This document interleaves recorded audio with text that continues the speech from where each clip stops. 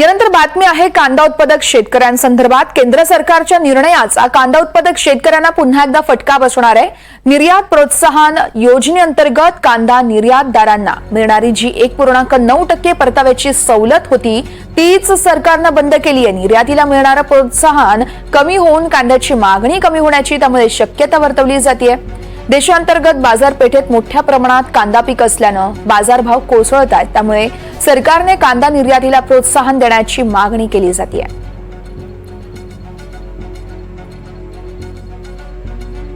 केंद्र सरकारच्या निर्णयाचा कांदा उत्पादक शेतकऱ्यांना आता मोठा फटका बसणार आहे।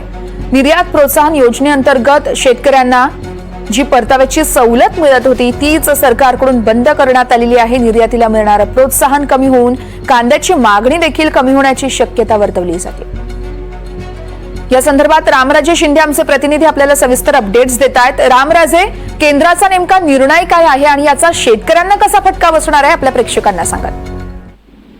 बिलकुल, यापूर्वी खरं तर निर्यातीला प्रोत्साहन देण्यासाठी त्या संदर्भामध्ये केंद्र सरकारने योजना आखली होती आणि कांदा निर्यातदारांना काही प्रमाणामध्ये परताव्याची सवलत सुद्धा दिली होती। आता ही परताव्याची सवलत किती होती तर साधारणतः 1.9% ही परताव्याची सवलत होती, परंतु आता ही सवलत बंद केली जाणार आहे आणि त्यामुळे कांदा उत्पादक शेतकऱ्यांना जो आहे तो मोठ्या यामुळे फटका बसण्याची शक्यता होती।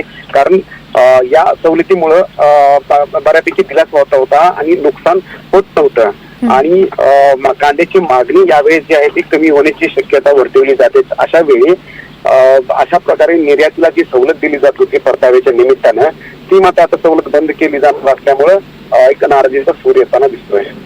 निश्चितच त्यामुळे आता पुढे शेतकऱ्यांची नेमकी काय भूमिका असेल ते देखील पाहणं तितकंच महत्त्वाचं असेल।